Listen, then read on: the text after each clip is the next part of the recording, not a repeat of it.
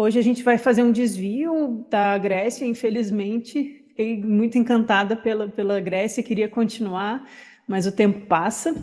Então hoje a gente vai rumar em direção à Judéia, a Galileia e a Judéia.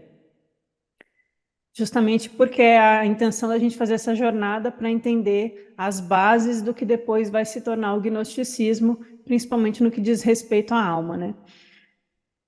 Eu vou compartilhar com vocês daqui a pouquinho. Só uma questão que eu queria colocar.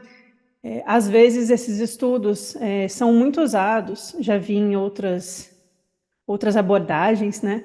São usados meio que para desbancar Jesus. Obviamente, essa não é a minha intenção aqui, né? Eu estou mostrando as bases de Jesus, ou o que eu acredito que tenham sido as bases das influências culturais, religiosas e filosóficas em Jesus, sem com isso querer dizer que ele, naquele sentido depreciativo de, tá vendo, ele não fez nada de novo, nem existiu, é só um mito, porque às vezes o pessoal vai muito para esse rumo aí dos mitos dos heróis solares, e é tudo a mesma coisa. Meu sentido de mostrar essa base de Jesus é mostrar que ele está inserido num momento histórico-cultural e ele se torna um grande iluminado, um grande mestre a partir dali, né? Mas ele não está alheio aos ensinamentos da sua época.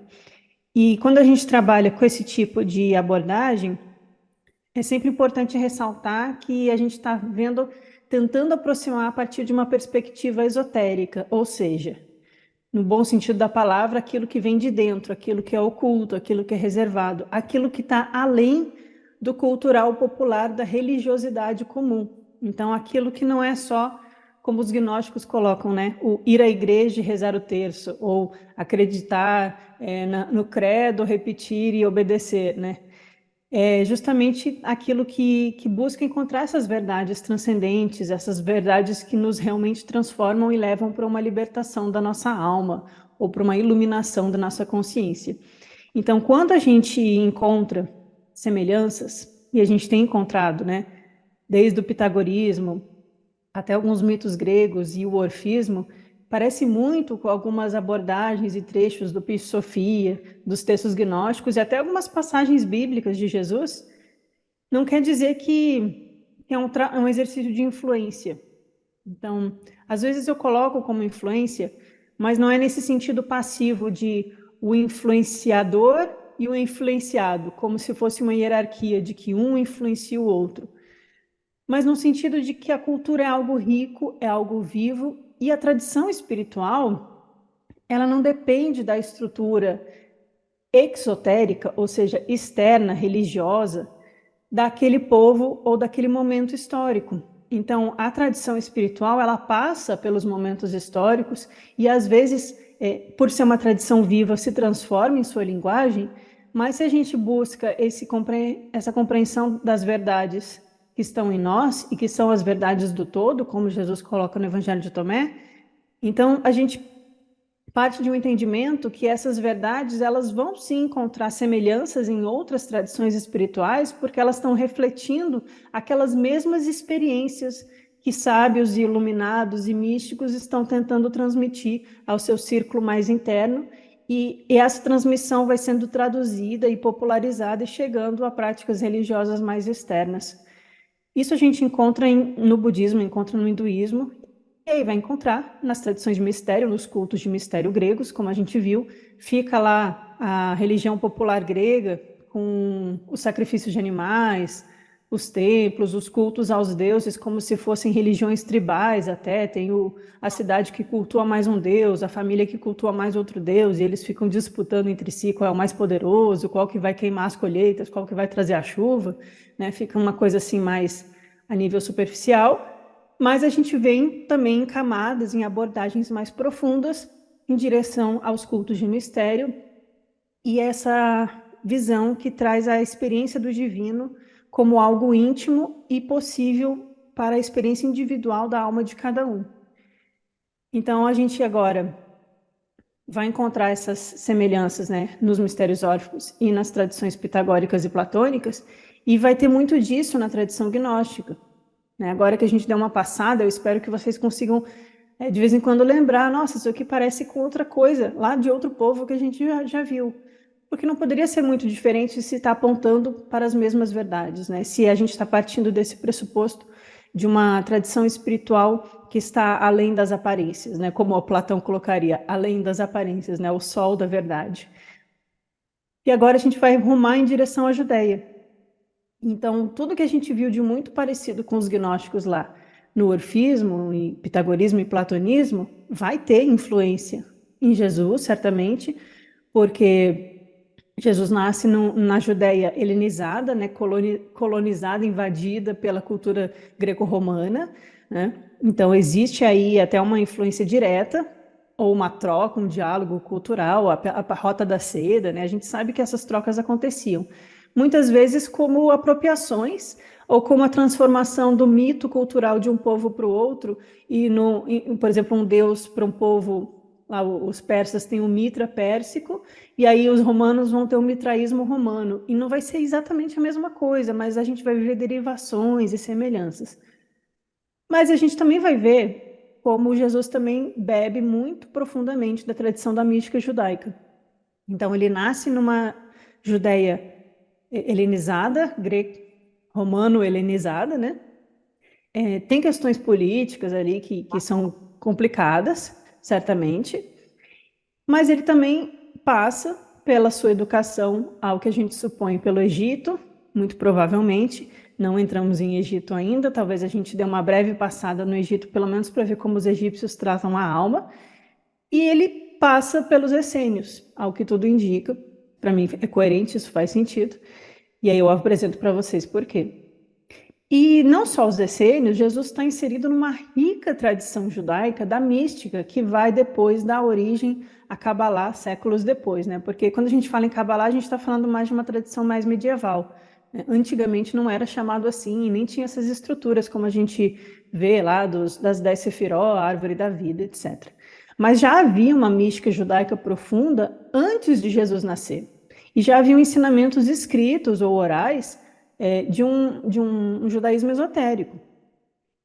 E é isso que eu quero trazer um pouco para vocês hoje, contextualizar, saindo agora da Grécia, contextualizar Jesus na Judéia e trazendo o tema da alma. Não dá para a gente ver toda a mística judaica, eu só vou dar umas referências.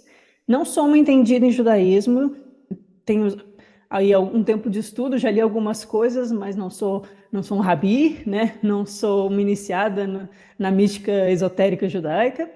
Então, assim, eu quero só trazer as manchetes para vocês e contextualizar um pouco para isso a gente conseguir fazer a amarração que faça sentido depois, passar pelo corpus hermético, pelo neoplatonismo e finalizar com os gnósticos, para a gente ver esse Jesus inserido no seu tempo como alguém que bebeu de diversas fontes e enriqueceu essas fontes, né? Não estou dizendo que ele só copiou e trouxe de volta, né? Ele também dá a sua, o seu presente para a humanidade, né? Ele também tem a sua interpretação e a sua forma de mastigar, digerir e renovar essa tradição espiritual, esotérica e espiritual, né? Cada assunto assim que a gente entra é uma descoberta de muitos livros sagrados profundos, descobertas de almas, de mestres daquela tradição. Tem muita coisa linda. Isso me deixa muito empolgada, a gente vê a beleza de todas essas tradições, assim. E esse Jesus que não nasceu do nada, né? Ex nihilo, né? Que o pessoal chama. Tem uma dificuldade que a gente encontra, assim, enquanto vai abrindo, eu comento com vocês. Tem uma dificuldade que a gente encontra, eu pelo menos sinto assim, de estudar a mística judaica ou a Kabbalah, porque tem muito material, mas muito material confuso e de fontes diferentes. Então, além da religião judaica, no seu aspecto religioso, ser muito restrita, né, difícil acesso, principalmente para mulheres fica mais difícil ainda, você tem que ser de uma família, tem que, né, e às vezes o que você realmente tem acesso não é o que a gente está buscando aqui, né, é mais a religião e menos a mística e o esoterismo. E quando a gente vai para o lado do esoterismo, tem muita ordem do esoterismo ocidental, Golden Dawn, Rosa Cruz, essas outras, que às vezes trabalham com a Kabbalah, mas é sempre por um viés da interpretação e da leitura deles. Então você nunca tem muito certeza se aquilo ali tem uma base bem fundamentada ou se é a invenção de alguém no início do século XX, sabe? Então, por um lado, a gente tem uma ortodoxia muito forte, né? Assim como tem no cristianismo, com a ortodoxia católica ou protestante, formou-se aí um grupo muito forte para barrar tudo que é apócrifo, etc., né? No judaísmo também tem uma ortodoxia muito forte e um fechamento em relação à tradição, né? Por sorte, a gente tem publicado alguns dos materiais mais importantes já em português, algumas traduções, né? Em inglês tem muita coisa. Então, se a gente souber, pelo menos nos autores que a gente busca, dá para encontrar algumas boas fontes aí de judaísmo. E, é claro, a gente não vai ser iniciado numa ordem, não vai receber a transmissão de um rabi, mas não é exatamente a proposta que a gente está buscando, então fica mais como um entendimento do que eles estão dizendo de uma maneira mais generalizada, né?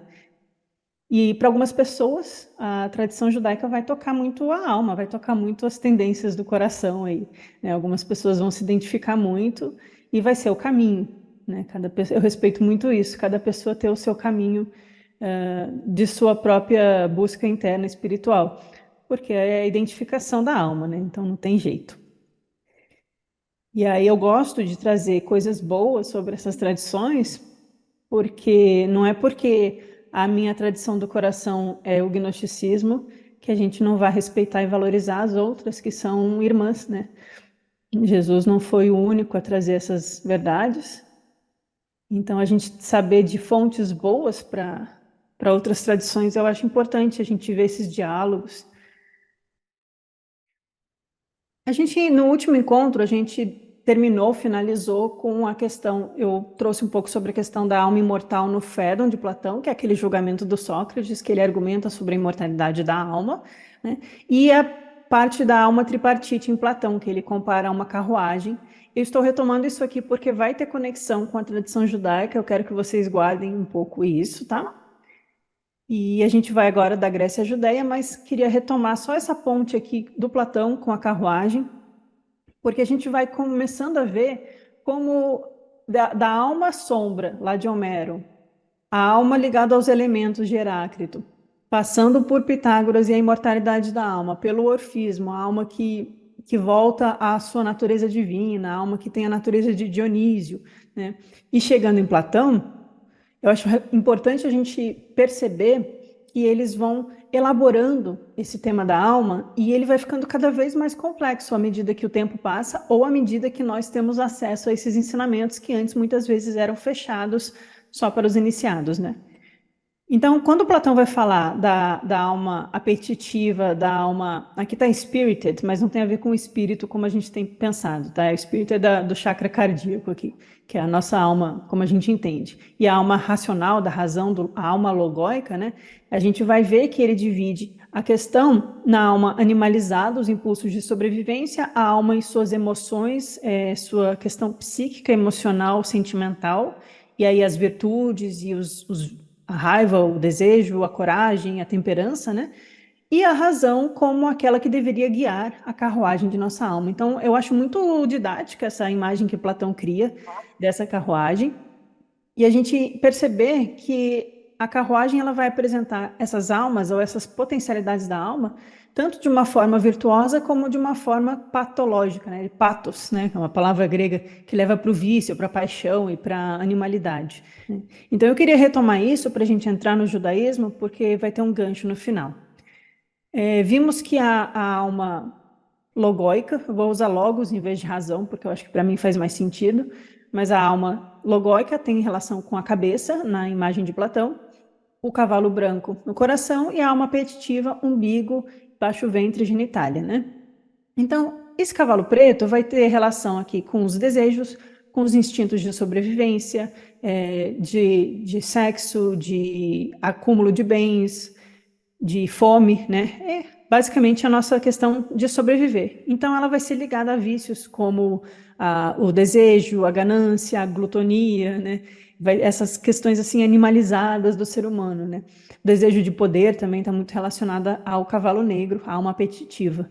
E aí, lá na República de Platão, ele vai relacionar, então, a parte da cidade que é necessária para a subsistência da cidade. Então, é os lavradores, os mercadores, os ceramistas, que são necessários, né? Então, ele diz que se essa alma está bem equilibrada pela razão, pelo logos, então ela vai ter, na verdade, virtudes. Ela não vai ser dominada pela luxúria, pela gula e pela ganância. Ela vai, na verdade, ter temperança, ela vai ter harmonia, ela vai produzir bons alimentos, ela vai produzir vasos de cerâmica úteis, né? Nesse sentido de que a subsistência desse nosso lado é importante, não é algo a ser descartado, ele precisa apenas ser equilibrado pelo logos. E aí, vamos para o cavalo branco, eu estou fazendo só um resuminho para a gente. O cavalo branco vai então ter relação com a coragem, em seu lado positivo, mas com as emoções negativas no lado negativo, né? A raiva, a inveja, os ciúmes, aquele aspecto emocional que é menos animalesco, mas é ainda muito do defeito humano, né? E na cidade, na república, ele vai ser relacionado aos guerreiros, aos guardiões e aqueles que defendem a cidade.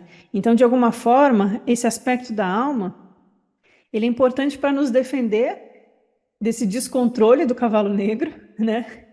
E nos defender do avanço dos vícios e colocar aí a coragem e a perseverança e a autopreservação em direção à honra e à vitória. Aqui entram os heróis dos mitos, né? Aquele que busca a honra, a justiça, a vitória, aquele que é nobre, né? E aí ele é representado por esse cavalo branco alado.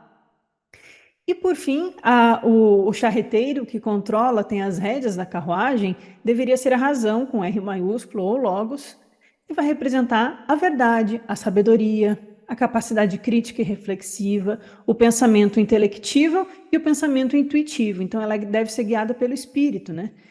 Pelo espírito divino, nesse sentido. Então, a grande virtude da alma racional seria a sabedoria, mas ela também pode, o vício também pode chegar a ela e ela ser dominada pela arrogância, pelo orgulho, pela vaidade, né? E ela está na região da cabeça e vai representar os filósofos, os juízes ou os reis da cidade. Então a gente vê aí um esquema piramidal, né? Querendo ou não, é um esquema social piramidal, mas que se fosse bem equilibrado, seria voltado a uma sociedade justa, né? A gente idealiza um pouco a questão da democracia ateniense, a sociedade grega, mas na verdade a maioria ali estava vivendo guerra civil, a guerra do Peloponeso, né? A Esparta contra Atenas, invasões, os persas, Xerxes, né? Então não era exatamente uma sociedade equilibrada, igualitária, isso é mais uma utopia, né? Inclusive a própria democracia grega só incluía cidadãos, homens gregos acima de 18 anos e livres. E ser escravo naquela época basta você ser explorado ou adquirir uma dívida que você acabava virando escravo. Então a escravidão, na época de Platão, já era um problema muito sério e fazia Platão refletir muito sobre as questões das injustiças sociais. Então, isso é uma coisa que a gente tem em mente. Mas voltando para a alma, porque aí eu não estou focando no aspecto político-social, né? Voltando à alma, a gente vai ver essa tripartição da alma e essa questão da subsistência do animal, que precisa ter temperança, da coragem do coração, que precisa voltar-se em direção à honra e aos bons sentimentos, e da sabedoria do Logos na cabeça, que precisa guiar as nossas ações no mundo. Essa é a ideia geral de Platão. Mas vamos então da Grécia para a Judeia. Aquele primeira linha do tempo que eu fiz com vocês no primeiro encontro, cheio de nome, eu reduzi agora só para os nomes que a gente está acessando, só para a gente ver onde a gente está agora na nossa linha do tempo. Então, só passando com vocês. Vimos Homero com os mitos dos deuses do Olimpo, Hesíodo com a teogonia, os deuses do Titãs, os deuses mais antigos, Eros, né? O Orfismo e seus mistérios, também Eleusios, eu não entrei muito, né? Só mencionei Eleusios, que é os báquicos, dionisíacos, os mistérios de Ísis, existem outros que podem ser estudados e são muito interessantes também. Passamos por Pitágoras e a sua escola pitagórica, que enfatizava um modo de vida filosófico com práticas de ascetismo e purificação, além da questão da matemática, como uma expressão das verdades, das realidades que estão além do universo das aparências, que são o fundo real do universo sensível, né? Heráclito com as questões dos elementos da alma e a alma do fogo, que é o Logos, né?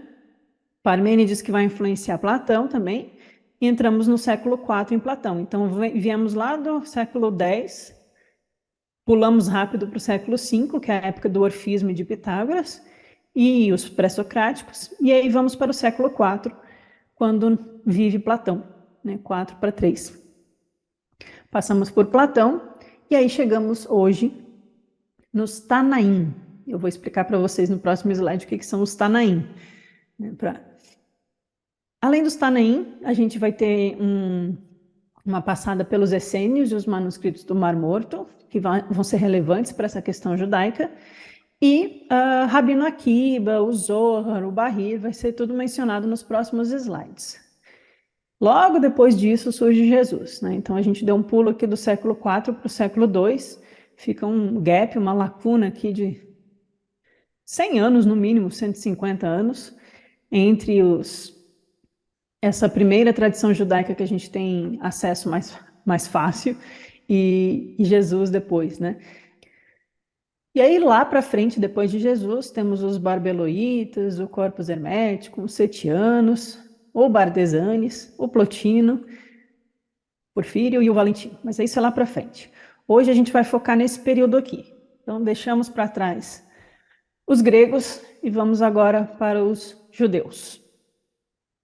Depois a gente volta aqui para o mundo helênico com Plotino.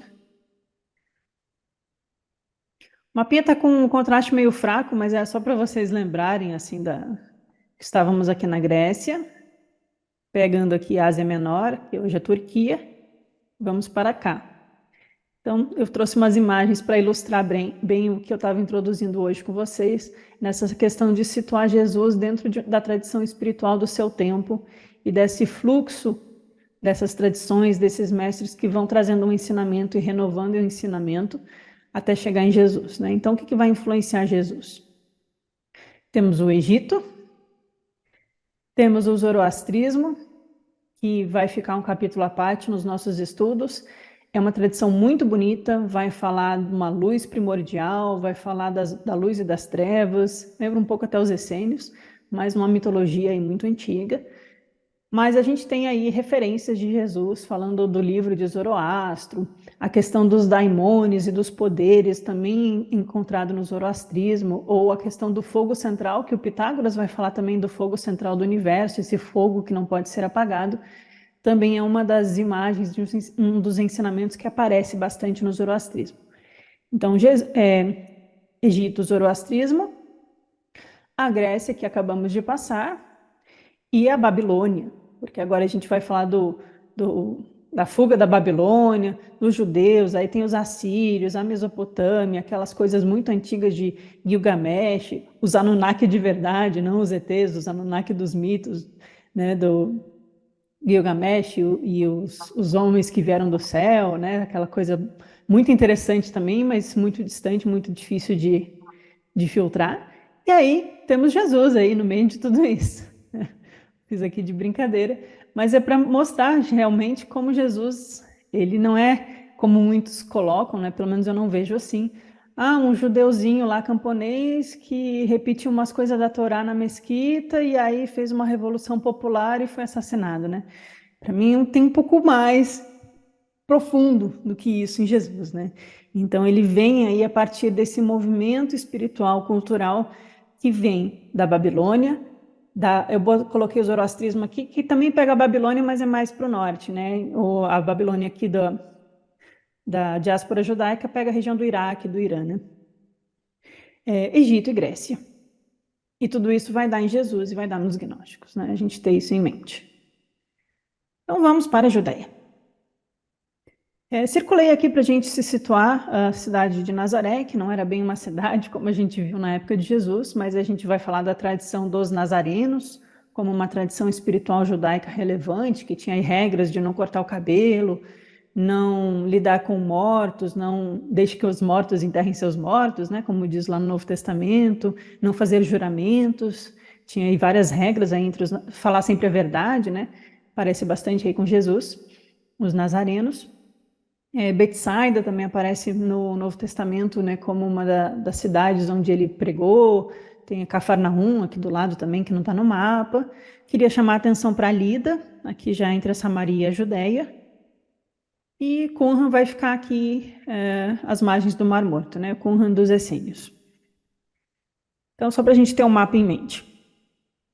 E essa é uma foto muito bonita do Mar da Galileia, aqui essa região aqui, que é onde Jesus também circulou e ensinou, né? Betsaida, Cafarnaum, Nazaré está perto, Magdala também aqui à beira do Mar da Galileia, a cidade de Maria Madalena. Então, só para a gente se situar. Quem são os Tanaim, gente? Falei dos Tanaim, vamos só botar o olho aqui, ó. Depois de Platão, demos um pulo para os Tanaim. Quem vai mencionar muito os Tanaim como um grupo relevante, importante de sábios e iniciados é a própria Blavatsky. Tem vários capítulos na Doutrina Secreta em Isis Sem Véu que ela fala muito bem dos Tanaim. Então, para quem gosta dela, fica aí a dica também. Mas quem são os Tanaim? Só uma visão geral para vocês terem noção que essas pessoas existiram, porque certamente haviam grandes iniciados aí entre eles. A gente vai falar então da Era Mishnaica, quando a gente fala de Tanaim. Aqui eu encontrei essa referência dessa data, 270 antes da Era Comum, a 190 na Era Comum. Então temos aí 460 anos, mais ou menos, da Era Mishnaica. Então 270, né, onde é que Platão morreu? Não que seja da mesma região, né? Estou indo e voltando. Platão morre em 347. Então, temos aí uns 60 anos, mais ou menos, né, entre o início da Era Mishnaica, lá na Judéia, e a morte de Platão. Mas é claro que Platão morre, e aí tem o sobrinho dele, que vai ser o sucessor, que dá um ciúme do Aristóteles, que saiu, né, que era para ser o sucessor, mas resolveu ser mais materialista e saiu. Então fica aí outras questões. Mas continua a escola platônica, continuam os pitagóricos, continua o orfismo existindo, e agora lá na Judéia surgem os Tanaim. As datas judaicas, gente, existe muita controvérsia, eu estou só avisando mesmo, porque se vocês forem um dia ler, pesquisar, vai ter datas assim de 200 anos de diferença, porque o judaísmo não segue o calendário cristão, né? Eles têm outros números, e na hora de transliterar, de traduzir, de trazer para o nosso calendário, às vezes as coisas mudam bastante a data. Então, existe um problema de data aí na história judaica, pelo menos eu encontrei bastante dificuldade em encontrar esses personagens no tempo. E tem até brigas acadêmicas sobre isso. Mas é importante só a gente saber que existiu esse grupo dos Tanaim, que vem trazendo essa sabedoria da Babilônia, talvez com partes de zoroastrismo, um cabala caldaica, né? E eles vão se referir, então, né, o plural de Tana, Tanaim, que se refere aos sábios rabínicos judeus, cujas opiniões são gravadas na Mishnah. Eu já vou explicar um pouco isso. Na história judaica, o período dos Tanaim é também referido como período mishnaico.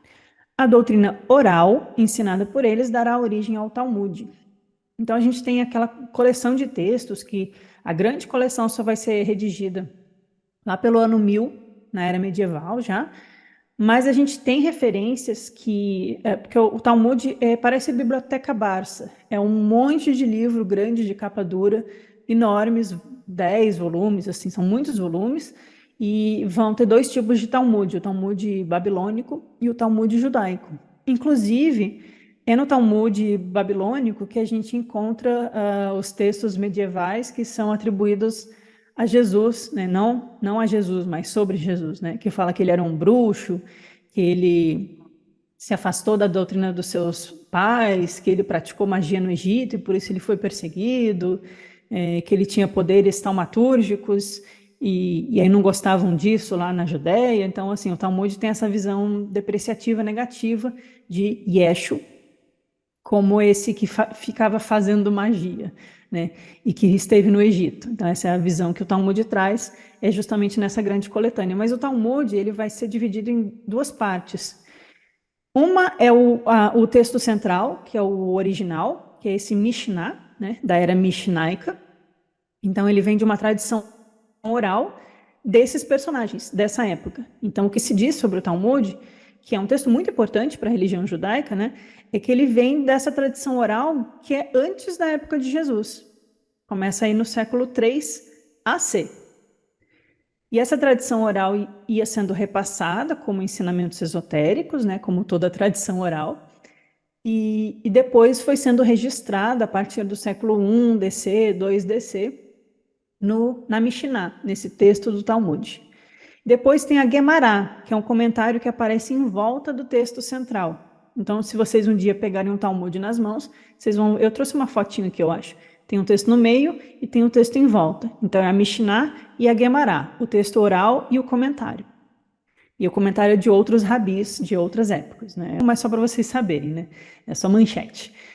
Mas a questão é que esses grandes rabinos vão ser os responsáveis pela transmissão dessa tradição esotérica oral e que depois ela vai ser escrita. Então, a grande onda, o grande movimento de começar a escrever algumas coisas da espiritualidade judaica começa mais ou menos nessa época.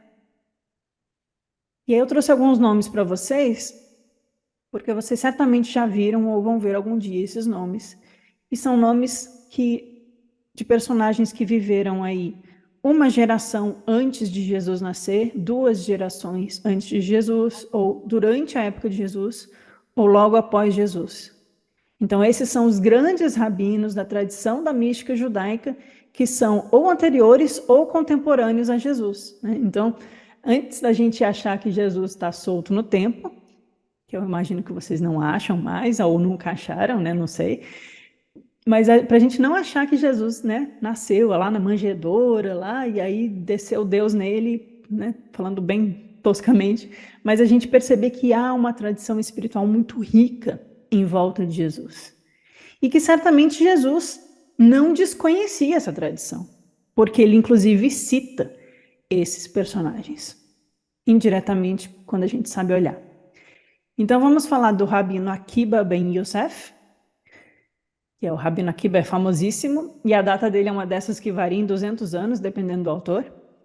Rabino Akiba, um grande iniciado, vai ser mestre de Simeon Bar Yochai, que é o terceiro aqui, ou Simeon ben Yochai, não sei falar hebraico.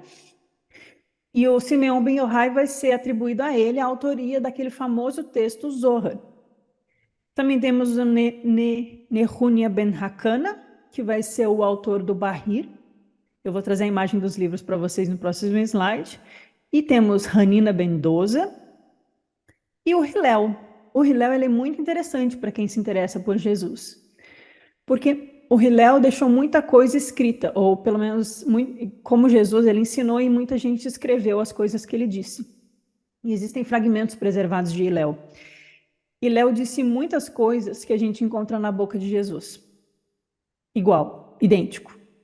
Não é assim, alguém pensou parecido e escreveu uma frase parecida, é a mesma frase, com a mesma palavra, a mesma estrutura e a mesma ordem das ideias, né? Então, eu trouxe uma frase de Hillel aqui para vocês. O que é odioso para ti, não faça ao teu próximo. Esta é toda a lei. E o resto é mero comentário. Essa é uma da tradução do hebraico, né? Mas vocês já viram isso na Bíblia. O que é odioso para ti, não faça ao próximo. Essa é a lei e os profetas. Existem listas disso, eu já vi, eu posso um dia trazer para vocês. Frases do Hillel, frases de Jesus, iguais. E ele nasce em Lida e ensina na Galileia. Vocês sabem que eu puxo Jesus uns anos antes. Sei que muita gente discorda de mim, não tem problema. Só estou explicando o meu raciocínio para vocês, né? Eu puxo Jesus pelo menos aí um ano 30 AC, porque eu acho que essa determinação do ano zero foi um movimento político e ele não cabe com algumas informações esotéricas que a gente tem. Então, Jesus teria que ter nascido um pouco antes. De toda forma, a gente tem esse grande rabino judaico, Hillel, ensinando na Galileia 2 gerações antes de Jesus. Então, é interessante que Jesus tenha dito coisas que ele também disse antes, né? Também temos Yohanan Ben Zakkai, tem uma palestra do Alberto sobre João Batista, né? Yohanan é quem? João, que é um nome bem comum daquela região. Qual era o nome do pai de João Batista? Zacarias. Mas a gente tem um grande rabino do século I AC que se chamava Yohanan Ben Zakkai. Temos Yoshua ben Perachia, Yoshua ben Hananiah e no século I DC o Gamaliel, que vai ensinar o Paulo, inclusive.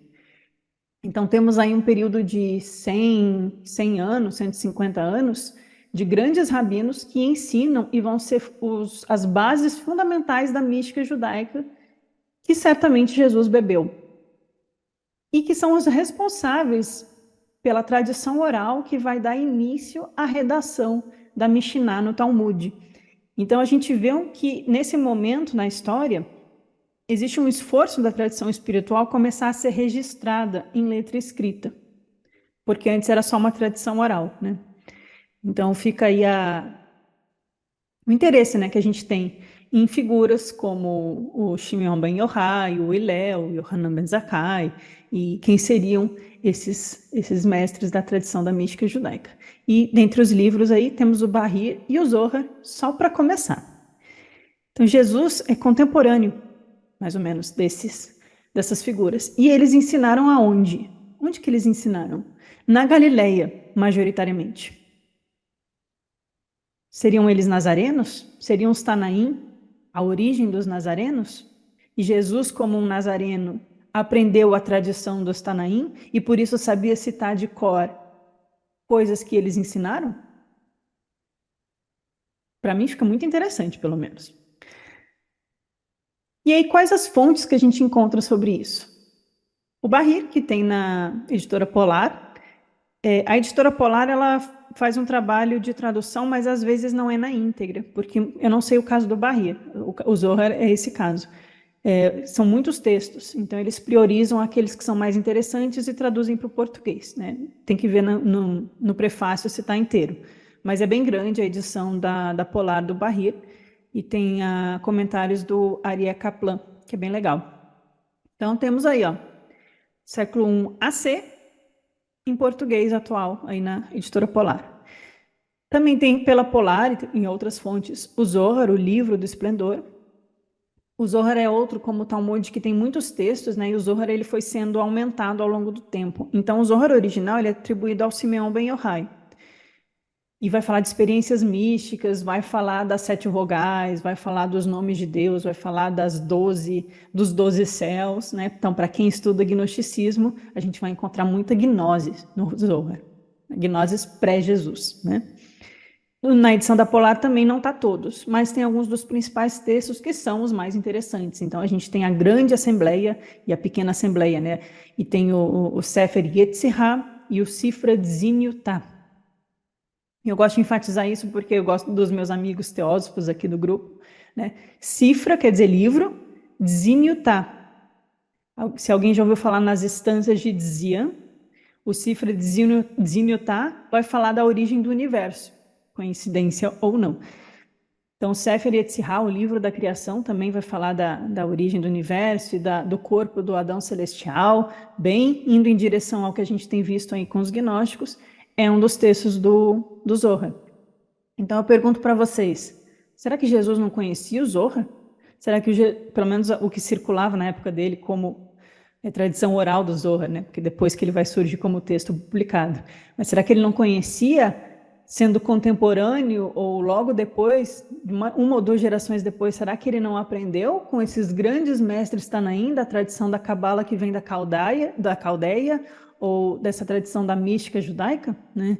Então, Jesus fica também muito mais interessante para mim quando a gente vê que ele, assim como o Buda, né, o Siddhartha Gautama, ele nasce, ele aprende lá com os jainistas, ele faz as práticas de ascetismo, ele conhece as doutrinas dos Vedas, dos Upanishads, da Sankhya, e aí ele cresce e ele desenvolve o Dharma, dá o giro da roda do Dharma e surge o budismo, né? Então, da mesma forma, Jesus tem a sua infância, ele aprende com os rabis, ele estuda, né? Certamente ele conhecia, ele cita Hillel, e ele conhecia essas tradições da gnose judaica, né? E aí a gente vai para outras duas fontes de gnose judaicas da época, antes, durante e pós-Jesus, que é a Merkavá, a literatura da Merkavá, e da Rekalot. Desculpa a minha pronúncia do hebreu aqui, que eu não sou boa. Mas o que vai ser isso? A gente já tratou algumas vezes disso brevemente aqui, nunca me coloquei a aprofundar, mas a Merkavá vai dizer respeito às carruagens. Carruagem aqui, né? Não lembra um pouco a carruagem de Platão também? Mas aqui é outra carruagem. A carruagem é aquele corpo celestial perfeito que nos leva em direção ao trono de Deus, né? Então, a carruagem é o nosso próprio veículo espiritual. Quando bem harmonizado, ele é capaz de nos conduzir aos tronos celestiais. E a prima dessa literatura da Merkavá vai ser as Rekalot, que é a subida ou descida, dependendo da tradição, aos palácios celestiais, o que novamente vai bater muito com o que ficou na tradição gnóstica e cristã. Os 7 céus, os 12 éons, a descrição de palácios e cidades celestiais e forças e poderes que regem os portões desses palácios. Então, na literatura das Rekalot, a gente vai ter, por exemplo, esse Rabino Akiba, esse primeiro aqui, vai ser descrito como um dos que desceu, né? Desceu no sentido de foi para dentro, não é no sentido dos infernos, tá? Ou elevou-se, ou desceu. O Rabino Akiba tem relatado aqui nesse texto que ele foi um dos que teve a experiência mística e voltou para contar, porque alguns vão, esquecem, ou vão e ficam loucos, ou vão e se perdem, né? Parece um pouco a literatura do Grau, a jornada, né, em busca daquele tesouro, né? Um tesouro celestial, que às vezes deixa a gente louco. Mas o Rabino Akiba seria um desses rabis que faz essa jornada em direção aos palácios e passa em elevação, em experiências místicas, né? Em direção aos céus e vai acessando esse grande palácio que no centro há o trono de Deus. E aí lá nos textos gnósticos a gente vai ver respingos desse ensinamento, a gente vai ver que o ensinamento gnóstico está dialogando com essas ideias. Talvez com as do Orfismo também, talvez com as de Platão também, mas essas ideias certamente estão presentes aí na tradição gnóstica. Quando no Sobre a Origem do Mundo ou no Hipóstase dos Arcontes vai falar de Sabaô que se revolta contra o pai e ao Dabaô e se une a Sofia e recebe a sabedoria e é colocado no trono no 7º céu. E aí ele tem um palácio, um trono e os anjos, né? E tudo isso vem da tradição da mística judaica, certamente, né? Então, a gente tem aí a gnosis pré-cristã, a gnosis de Jesus, trazendo elementos egípcios e helênicos, né? Seja platônicos ou de mistérios, para uma base judaica que ele tinha, certamente ele tinha base nisso aí. E aí a gente vai ter a origem dos setianos. Os setianos, como a gente encontra no Apócrifo de João, que é um texto setiano em sua origem, que vai descrever também, né, a criação, né, do céu e as suas camadas, ele tem origem também nessa tradição judaica. Só que tem uns toques meio gregos às vezes. Então a gente vê isso no texto, é interessante quando a gente começa a conseguir fazer essas conexões. Além disso, a gente vai ter exemplos dessa mística judaica nos manuscritos do Mar Morto. Em 2020 eu fiz uma playlist, tem 9 vídeos, tá lá no canal, para a gente estudar os essênios. Então eu trouxe a regra da comunidade, alguns dos hinos do manuscritos do Mar Morto, né, as descobertas, a região, as regras de como aquela comunidade funcionava. E tem muito ensinamento espiritual que bate com Jesus também. Existem muitos hinos na regra da comunidade, não, nos manuscritos do Mar Morto, que são tipo 900 textos, muitos hinos de invocação aos poderes celestes que parecem muito com os hinos gnósticos. Existe uma coleção de textos nos manuscritos do Mar Morto que se chamam as bem-aventuranças. Se tem alguém que a gente sabe que falava em estilo de bem-aventuranças, é Jesus, né? Então a gente vai encontrando um outro Jesus quando a gente estuda a sério a mística judaica. Isso é muito bonito. E nos manuscritos do Mar Morto, e também nos apócrifos cristãos, foram encontradas várias cópias do livro de Enoque. Então, a gente tem Enoque 1, Enoque 2, Enoque 3 e Enoque 4, se eu não me engano. O Enoque 2, eu acho que ele é da Etiópia, foi encontrado na Etiópia. E nos manuscritos do Mar Morto tem cópias do 1, do 3 e do 4. O livro de Enoque vai falar, assim como o livro da criação e o Cifra de Zinhutá, vai falar de deuses, de gigantes, do trono de Deus, dos poderes celestiais, da criação num sentido assim bem macrocósmico. Parece muito com a doutrina secreta para os meus amigos teósofos, parece muito com textos gnósticos sobre os eons e os poderes celestes e os arcontes e a origem da humanidade. Esse livro ficou como apócrifo no Testamento Canônico, o Antigo e Novo, né? Ele não é considerado, mas ele aparece em algumas Bíblias orientais. Então, o livro de Enoque é muito interessante e ele também vai falar dessas vivências espirituais com algo que está além de nós. Então, essas obras aqui que eu estou falando para vocês, que talvez alguns de vocês já tenham lido até, ela representa um judaísmo muito esotérico, muito profundo e muito ligado a essa tradição do mistério, da cosmologia, da origem dos deuses e das experiências místicas, né? E essa é o entorno de Jesus. Lembrando que foi encontrado nas ruínas de Qumran, né? Qumran aqui a 30 quilômetros de Jerusalém, nas margens do Mar Morto, fica aqui onde está meu mouse. Nas ruínas da comunidade de Qumran, vocês até encontram imagens na internet hoje em dia, fizeram reconstruções assim em 3D, bem legais. Existe os aposentos de onde os essênios viviam, né? Era uma comunidade muito parecida com os pitagóricos, né? Porque eles tinham essa leitura de colocar em prática uma vida de purificação vegetariana, com oração ao sol, acordar antes do nascer do sol, fazer oração. Tinha os banhos de purificação diários, encontraram 3 ou 4 tinas diferentes onde passava água corrente para eles fazerem aqueles banhos de imersão judaicos, que era uma prática diária. A sala comunal de refeições, onde havia uma santa ceia, uma partilha do pão, com orações e hinos e ensinamentos, bem interessante. E um dos maiores aposentos que encontraram é justamente a ala dos escribas e a biblioteca. Então, havia uma grande biblioteca na comunidade de Qumran. Encontraram tinteiros, penas, couro curtido para escrever, né? E as mesas onde os escribas copiavam os textos. E aí não é à toa que foram 11 cavernas que encontraram aí 900 textos, né? Muitos jarros com esse material preservado. Por que eu estou chamando a atenção disso? Porque se a gente tem esses personagens ensinando na Galileia, que vão dar origem a textos como o Zohar e o Bahir, e essa mística das carruagens e dos palácios celestiais. E a gente tem os essênios produzindo esses textos em grande quantidade, né, com hinos e regras e ensinamentos, e mantendo isso numa biblioteca da comunidade, a gente vê uma grande valorização do ensinamento ser preservado, uma grande valorização, inclusive, da leitura e da escrita.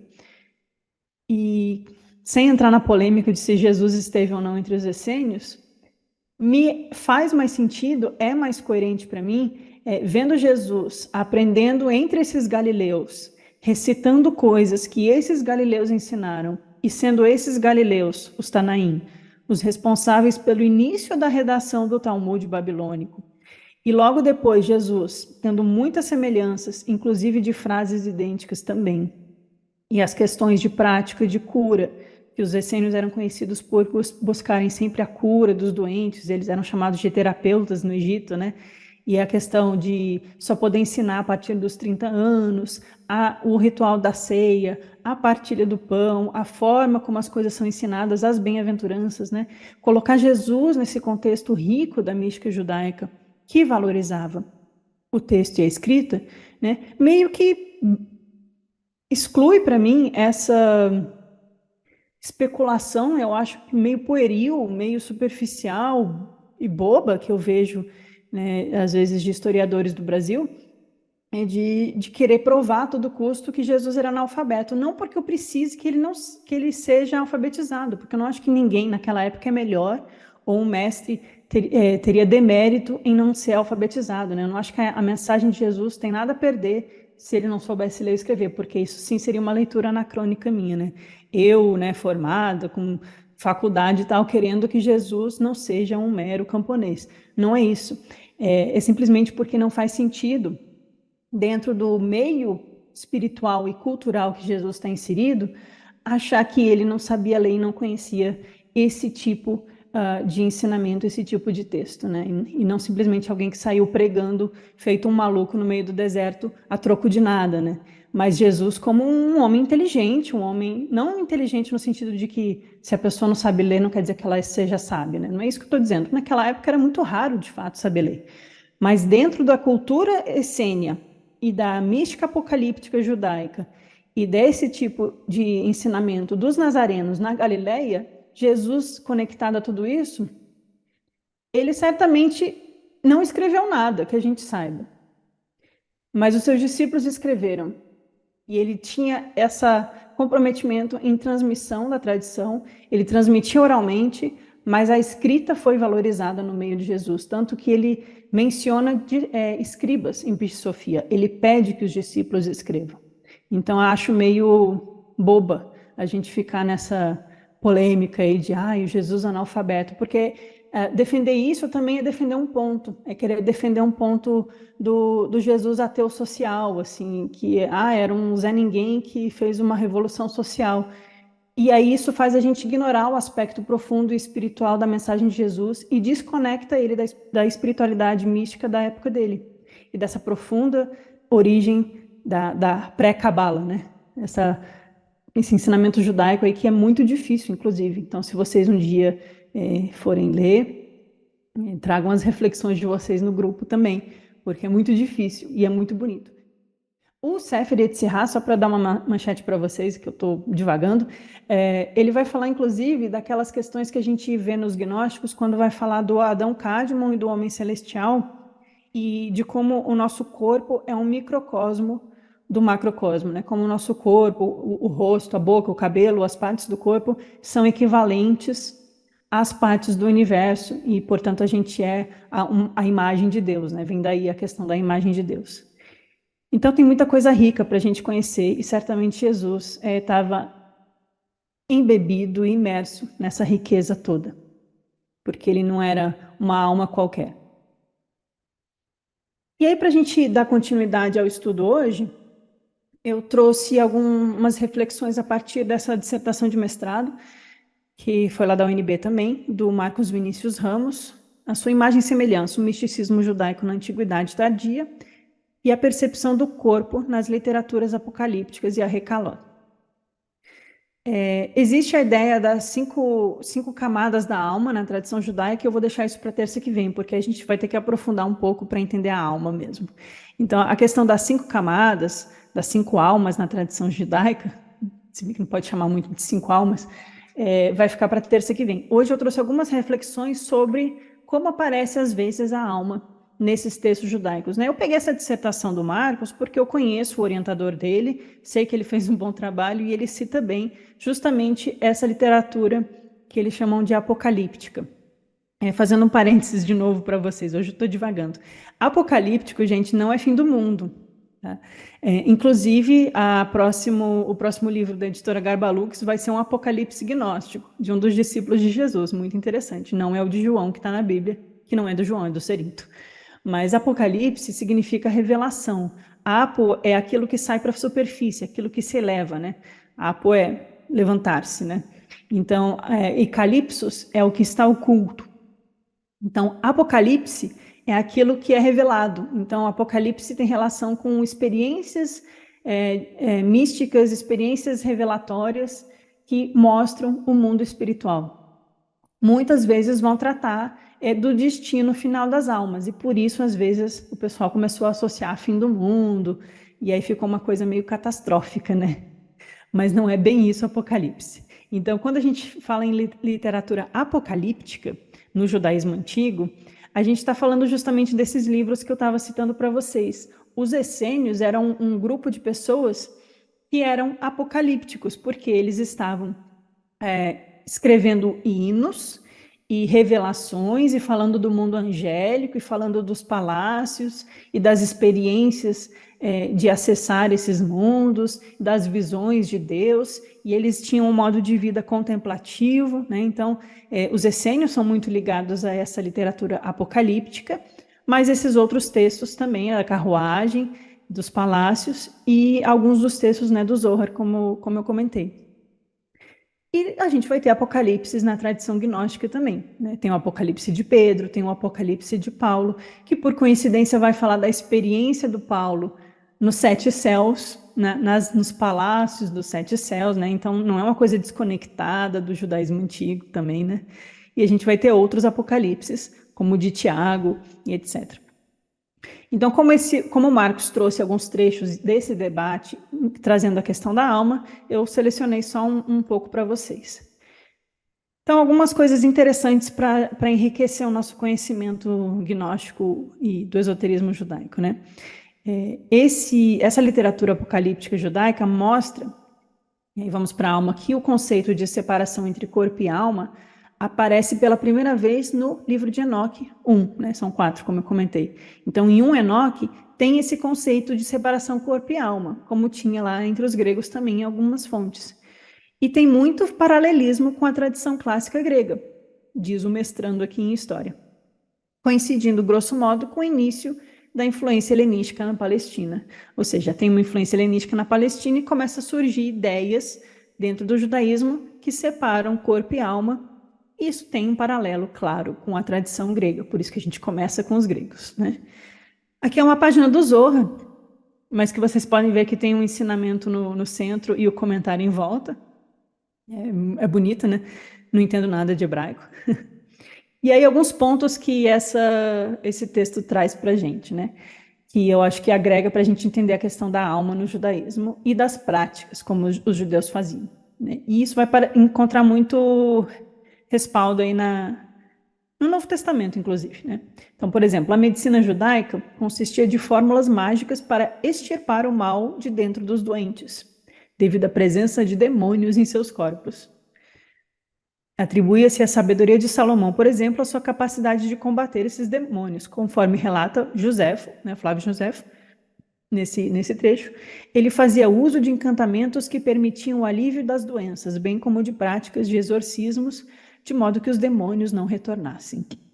A gente já viu que na tradição grega, demônio e daimone tem a ver aí com as entidades do plano astral, não é necessariamente algo ruim, mas tem os cacodaimones que trazem aí as patologias e trazem à tona os vícios e as doenças da alma, né?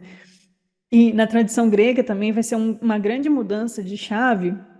Não estou dizendo que eu concordo com isso, né? Hoje em dia eu tomo remédio se eu fico doente, tá, gente? Eu não chamo exorcismo. Mas a gente tem alguns problemas que às vezes são de ordens mais profundas, né? Além de vírus e bactérias biológicos. Mas na tradição grega também tem essa visão. Então, quando a gente vai estudar os deuses gregos, né? E você fala que teve uma grande ideia, você diz que foi iluminado por Atena. Quando você está apaixonado, você foi tocado por Eros.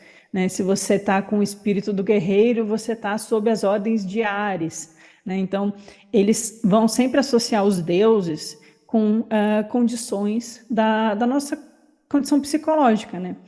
E aí, muitas vezes, a saúde era muito mal colocada, porque se você está doente, você faz um sacrifício para Asclépios, por exemplo, mas aí você fica lá matando o bode, esperando que a sua doença se cure. E daí que o Hipócrates, na Grécia, vai ser tão renovador, porque ele vai falar, oh, peraí, você pode acreditar nos deuses, mas você tem que, né, lavar bem as mãos, dormir melhor, se alimentar melhor, tem algumas coisas aqui que é da questão física, biológica mesmo, né?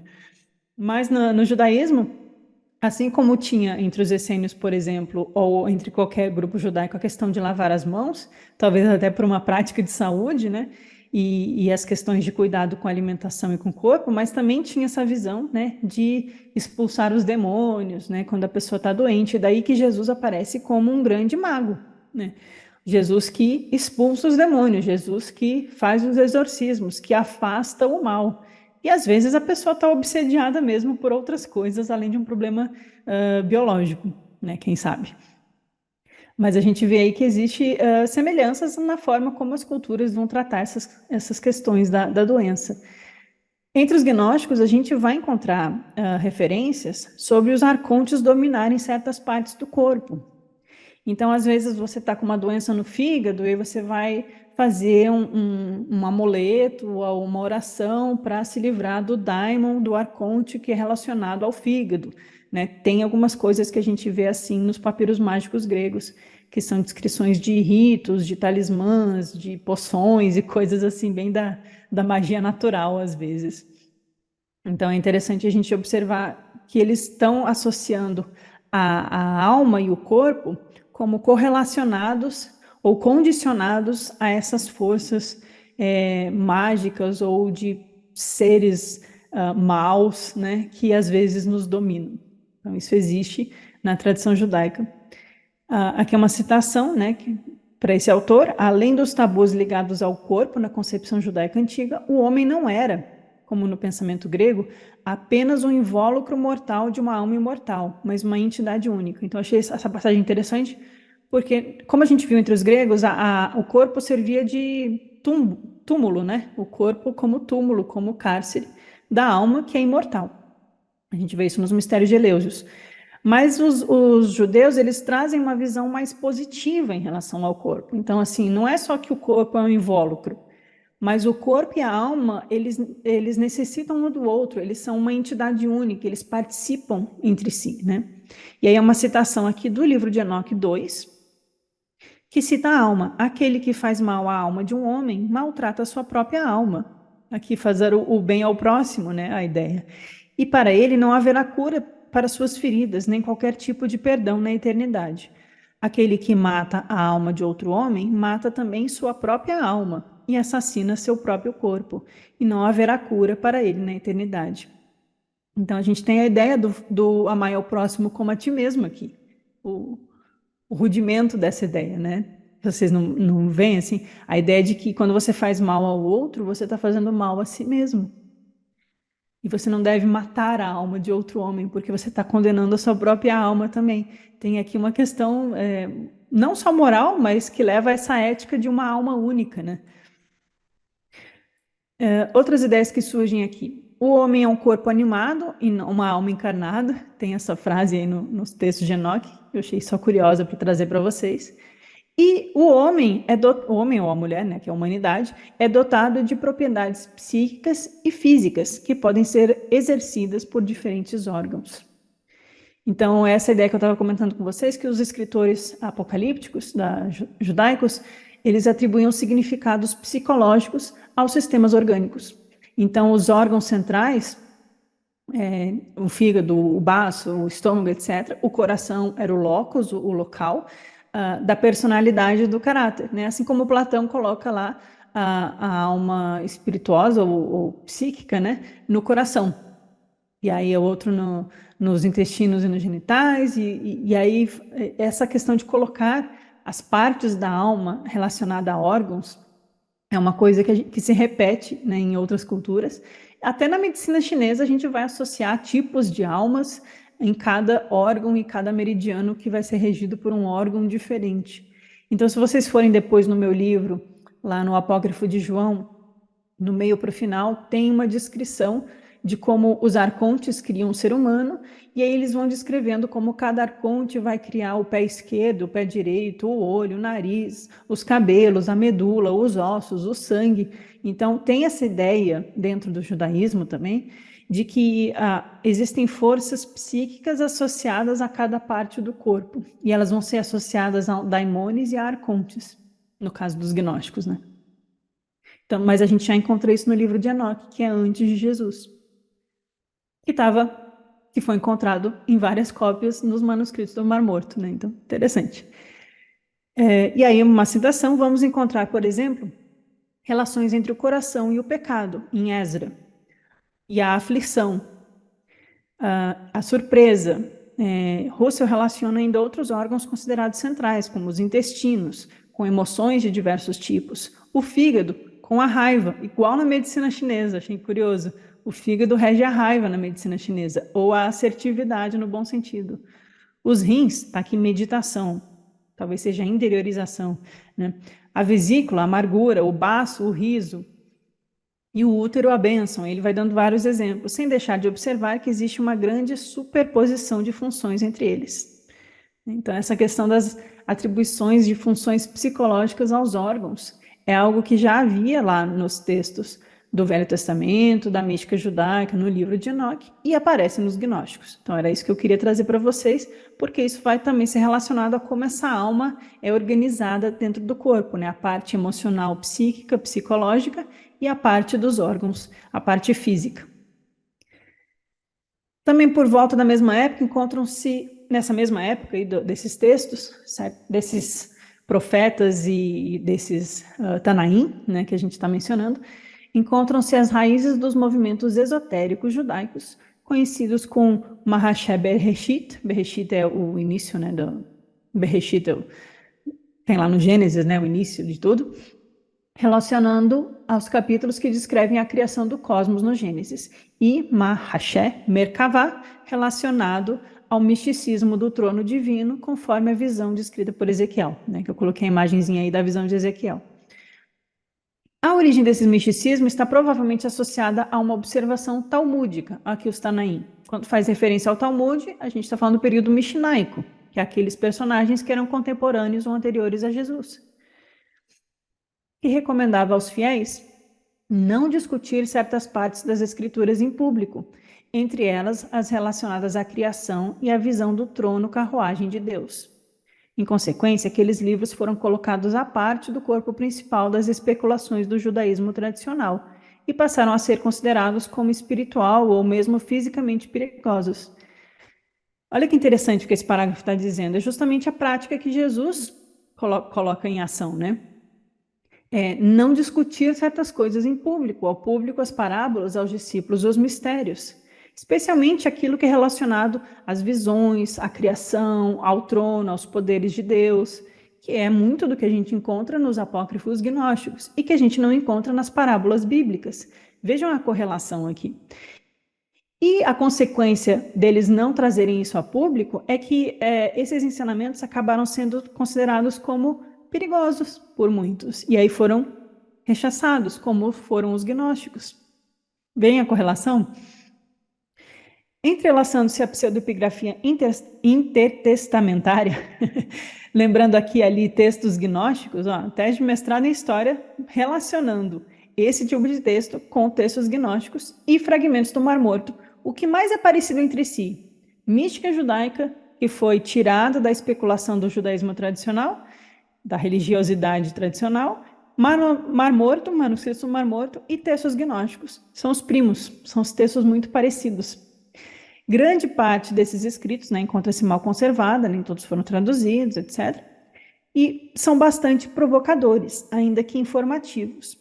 Em comum de seus temas centrais a descrição das vicissitudes da jornada mística do visionário, através de vários palácios celestiais, onde desfrutarão da visão final do trono carruagem de Deus, e em alguns casos da própria figura divina na forma de homem. E daí surgem expressões como Jesus, o Filho do Homem, ou aquele que se torna o Filho de Deus, ou a imagem do Cristo, como a imagem divina no homem, né? A gente encontra isso nos textos gnósticos. E a mística judaica já estava dando essa base para Jesus. Ele exerceu isso, né? Ele viveu isso, ele se tornou isso, que ele tirou do texto, né? Não é só uma tradição que ele ouviu e repetiu, ele colocou em prática, né? Nesses textos encontram-se diversas instruções das regras de ascensão e descrições do trono carruagem, aos diversos nomes dos anjos e selos que serviam como senhas para a passagem através de portões celestiais, bem gnóstico. Enfim, tudo aquilo que era necessário saber para que houvesse uma transferência efetiva da sabedoria divina ao mundo dos homens, para que Sofia pudesse chegar à plenitude. A sabedoria efetiva, a sabedoria divina, pudesse ser trazida ao mundo dos homens, né? Esse mundo ocupava o centro do universo, envolvido pelas esferas concêntricas dos planetas, do Sol e da Lua. E aqui é o mesmo sistema do grego, né? Geocêntrico, mesmo Pitágoras falando, né, do Sol e dos planetas do sistema solar, né? Mas a partir da nossa experiência espiritual, do nosso ponto de vista, da nossa humanidade, né? Então, a partir do nosso ponto de vista, temos acima do Sol e da Lua as estrelas fixas, no céu de Uranus, lá para os gregos, e os diversos níveis do reino divino. E no nível mais alto, a morada de Deus e sua corte celestial. Os textos gnósticos vão aprofundar isso e vão trazer exemplos disso e de vivências disso. Lá, textos que eu ainda não trouxe aqui para vocês, o Marsanes, o Alógenes, os Ostrianos, vão falar de experiências místicas, de ascensões na corte celestial. Então, era disso que os gnósticos também estavam tratando. Após o rigoroso ritual de purificação, o místico iniciava a sua viagem a Merkavá, que é essa. Aqui está meio New Age, né, a imagem, mas é essa ideia da geometria, inclusive, né? O corpo celestial, aí você tem o hexagrama, etc. Com a sua cabeça entre os joelhos, muitas vezes recitando hinos, supostamente os mesmos cantados pelas criaturas divinas que suportavam o trono da glória. Ao longo da jornada, até atingir o seu objetivo final, a visão do trono divino. Muitos eram os perigos a que estava exposto o visionário. Ou seja, é uma experiência interior, mística, espiritual, mas também é perigosa. Interessante como eles colocam. Essa contemplação da glória na figura de homem, o homem celestial, ou como disse Jesus para Madalena, tornar-se antropos, corresponde à parte mais recôndita da Merkavá. Está no interior da carruagem. E é um desses textos conhecido como Shilkomá, não sei falar isso, que se encontra um de seus maiores enigmas, o estudo das medidas do corpo do Criador. Nesse texto são enumeradas as dimensões antropomórficas de Deus e seus nomes secretos, codificados em indecifráveis combinações e letras. Então, daí que vem tudo que depois vai dar na Kabbalah. Aqui é uma imagem de uma das cavernas de Qumran, onde foram encontrados esses jarros dos manuscritos do Mar Morto, né? E aí, a literatura apocalíptica da mística judaica pode ser vista como uma leitura esotérica de ideias das escrituras, especialmente sobre as viagens ao além e experiências visionárias, ou seja, aquilo que os mistérios gregos também estavam fazendo. Ao mostrar as viagens da alma, ao mostrar que a alma é imortal, né, nos mistérios eleusinos e depois órficos, vai se falar de uma viagem. Orfeu viaja ao Hades para recuperar a sua amada. E aí, nos mistérios de Eleusis, a gente encontra a alma tendo um êxtase divino e ela se vê como uma alma imortal. Essas questões das viagens visionárias, da experiência com o divino, também vai estar muito presente no judaísmo, né? Os autores recebiam revelações sobre formas de visões e disfarçavam os acontecimentos em símbolos e alegorias. Daí que no Evangelho de Filipe, Jesus vai falar que a verdade vem ao mundo envolta em símbolos, porque ele fazia parte dessa tradição oral esotérica do judaísmo também. Ele inova, mas ele conhece isso. Assim também é o livro de Enoque. Na maioria das vezes, a palavra alma no pensamento judaico representa a consciência humana. Então, o que a gente traduz por alma geralmente está falando da nossa consciência. Os autores do livro de Enoque se consideravam possuidores de um conhecimento ignorado pela quase totalidade da população e almejavam por um futuro glorioso junto de Deus. No período entre 200 AC e 200 DC, apenas os cristãos primitivos e os judeus de Qumran podiam ser considerados como fazendo parte de um grupo chamado de apocalíptico. Isso parece uma frase solta, assim, à toa, no meio da dissertação de mestrado, mas a reflexão que ela me traz é muito, muito interessante, porque ele está dizendo, olha só, gente, como os gnósticos eram vistos, inclusive pelos primeiros padres da igreja. Eles se acham um grupo especial, eles acham que tem um conhecimento que liberta eles, mas que nem todo mundo tem acesso a esse conhecimento, né? Os gnósticos vão falar que eles fazem parte da estirpe celestial ou da raça divina, né? Nesse sentido, os pneumáticos. E é o que a gente encontra no livro de Enoque também, entre os essênios e no Etíope e outros, né? Esses visionários, esses místicos, esses autores que trazem revelações de experiências divinas, eles se colocam possuidores de um conhecimento que, no geral, não se conhece. Então, não é um conhecimento do judaísmo, né? Você não vai numa mesquita e vai encontrar isso. É um conhecimento esotérico, que passa pelo judaísmo, mas ele vai além. E é justamente nesse período, 200 anos antes de Jesus e 200 anos depois de Jesus, a gente só encontra esse tipo de estilo apocalíptico em dois grupos: os essênios de Qumran e os cristãos e os gnósticos. Será mesmo que Jesus não tinha nada a ver com os essênios de Qumran? Né? Eu jogo para vocês a pergunta, porque vocês vão ouvir isso às vezes por aí. Aí é que eu trouxe para vocês, gente, é 2 minutos, tá? Eu vou começar com um vídeo muito legal, né? Vou dar aqui a referência do Jewish Learning Institute, um canal aí que eu encontrei.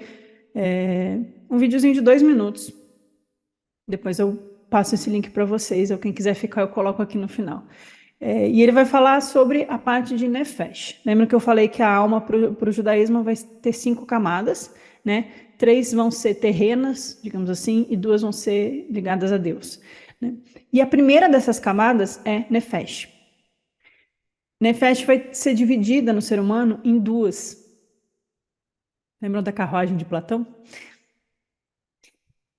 Uma alma, aqui nessa, não quer dizer que os judeus coloquem assim, como um cavalo preto, tá? Eu só achei engraçada a coincidência. Uma alma vai ser ligada à autogratificação e autopreservação, ou seja, alimento, moradia, posses, sexo, se manter vivo como um ser vivo, como um animal, né? Então, os animais, eles também têm nefesh, mas o ser humano também possui a Nefesh Hoelokis, que é luz.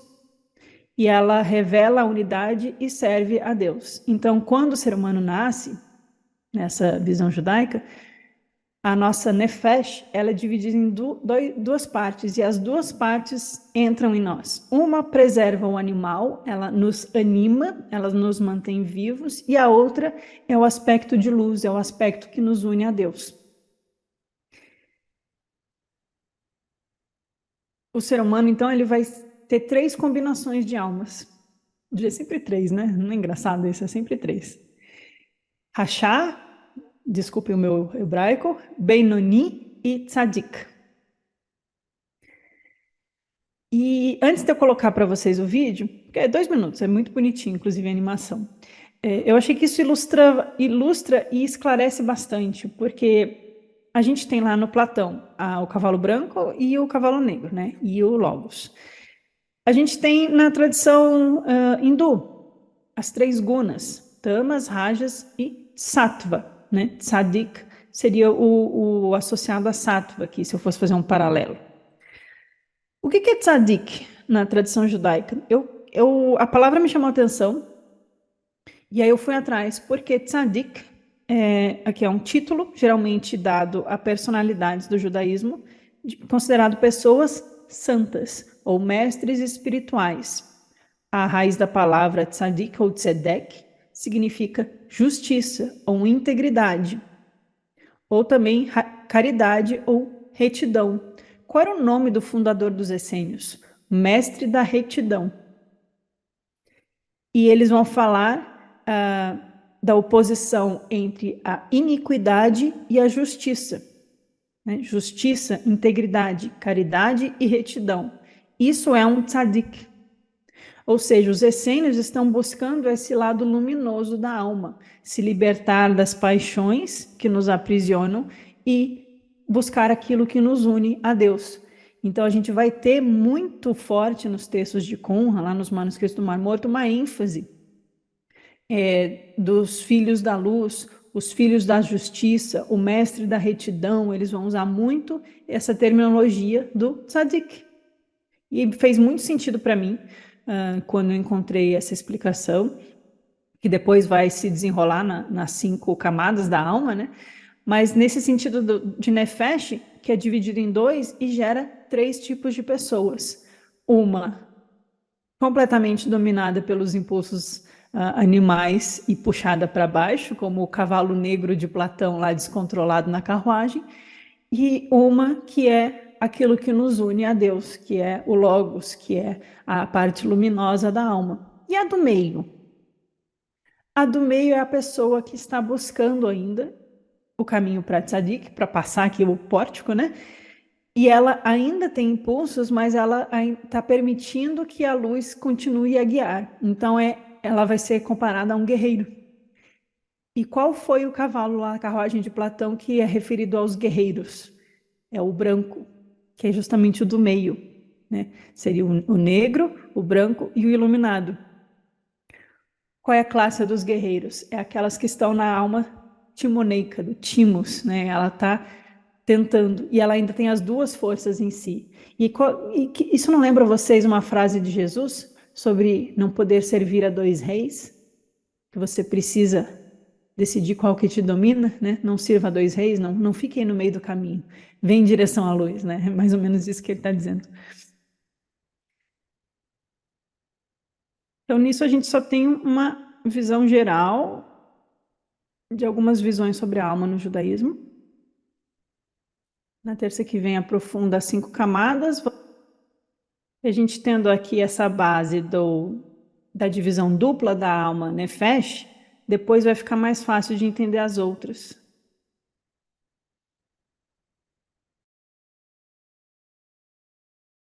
Deixa eu parar de... Bonitinho o vídeo, né? Eu achei ele bem didático. E faz a gente pensar nas questões das tradições espirituais. Vocês não veem como é parecido? A carruagem de Platão com os 2 cavalos, e o Logos guiando os impulsos, e aquele que está no meio, que é o guerreiro, né, que está lutando entre a luz e as trevas. Aí os essênios vão falar da batalha da luz contra as trevas. Ou Arjuna, na sua carruagem, vou indo lá para o hinduísmo, Arjuna está numa carruagem sendo guiado por Krishna, seu guia, e no meio de uma batalha entre luz e trevas também, se a gente for ler o Bhagavad Gita dessa forma, né? Nos textos gnósticos é dito que quando o ser humano é criado, quando o Yaldabaoth surge, né, ele faz uma mistura de luz com trevas, porque antes de Yaldabaoth, Sofia e o pleroma era pura luz. Quando surge Yaldabaoth, há uma mistura, essa é a palavra usada lá nos textos gnósticos, a mistura da luz com as trevas. E aí, então, é essa mistura que mostra nesse videozinho, assim, bem simples, bem superficial, mas super didático, e ele mostra como há uma centelha de luz em nós, mas há também as trevas tentando tomar conta da gente, né? E aí essa batalha interna que cada um de nós vive pode permitir que esse poder de luz brilhe cada vez mais e cada um de nós vai ajudar a tornar o mundo mais luminoso, porque vai reaproximar o mundo daquilo que é divino em todos nós, né? Então é uma visão de esperança também. O judaísmo ele costuma ser um pouco mais positivo, né, em relação a outras tradições. Ele tem uma questão de pode casar, né, ser feliz, aproveitar a vida. Então, não é nesse sentido de se livrar do cavalo, você só tem que tomar bem as rédeas, né, como eu falo ali no texto. E é assim também no platonismo. E é assim também no gnosticismo, quando a gente ressignifica os arcontes e liberta eles, passando pelos céus, e se liberta da parte de vício deles, mas encontra a resplandecência e o reflexo divino do que eles estão representando no pleroma, porque eles são cópias do mundo divino, né? Então eles representam também a virtude. Então a gente vai fazendo essa jornada da alma e vendo como realmente é muito parecida essa questão da luta e da luz e das trevas, seja nos essênios, seja em Jesus, nos gnósticos, ou indo lá para o Platão e os gregos, né? Vocês não acham? Finalizei, gente. Desculpa, estourei uns 10 minutos hoje. Semana que vem a gente pega aí as 5 partes da alma, vai para o Egito, e acho que vai ficar isso na semana que vem. Ah, sim, a Jane colocou aqui que Tzadik é outra transliteração de Zadok. E a gente tem, tanto nos manuscritos do Mar Morto quanto em Nag Hammadi, um texto chamado Melquisedeque. Então, a tradição de Zadok e de Melquisedeque e de Tzadik, a alma luminosa, essa mesma raiz, né? O texto de Nag Hammadi é diferente do Mar Morto, mas eles são muito parecidos. E vai retratar, o de Nag Hammadi vai colocar Jesus como um sacerdote da ordem de Melquisedeque. Ou seja, é um texto que está afirmando que Jesus, dentro da tradição judaica, se tornou um tzadik, um luminoso, um santo. Não faz a gente pensar outras coisas em relação a Jesus? Para mim faz. Bom, gente, vocês estão quietinhos hoje, então eu vou só agradecer a presença de todos e obrigada por estarem aqui pacientemente estudando junto comigo. Para mim é uma riqueza muito grande. Fiquem bem, muita luz para vocês, muito tzadik. Gostei muito dessa palavra.